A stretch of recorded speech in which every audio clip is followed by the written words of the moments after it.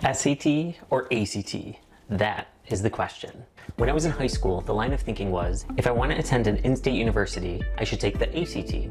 If I want to go out of state, I should take the SAT. That's no longer the case. Every university I know of, including Harvard, accepts the results from either test. Although they are waiving the standardized test requirement for the 2021 to 2022 application cycle due to the pandemic. Then why is the SAT all everyone seems to be talking about? Great question. Well, in 2016, College Board, the organization behind the SAT, changed their scoring process and test format to be more comparable to that of the ACT. They also paid the state of Michigan more money than ACT, resulting in the SAT being given in Michigan public high schools in April instead of the ACT.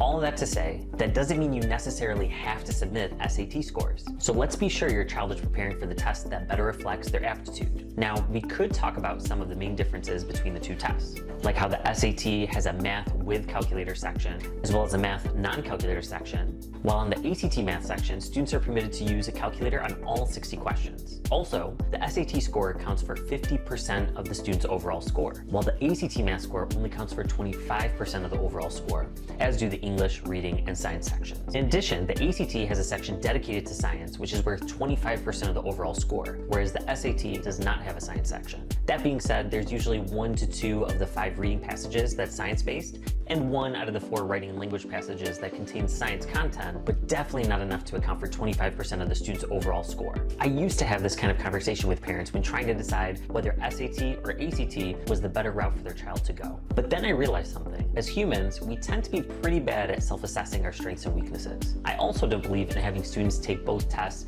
to compare the results and then focus on the one that had a higher score, because the students' focus, energy levels, and distractions all have varied from one test date to another. At Zara Tutoring, we use the SAT-ACT diagnostic from college planning partnerships and have been pleased with the format of the test, the accuracy of the results, and the 9-page report that states which test the student scored better on, as well as a thorough analysis of each section. Regardless which diagnostic you decide to use, I believe a good SAT-ACT diagnostic is the first step to take in helping your child along their standardized test journey.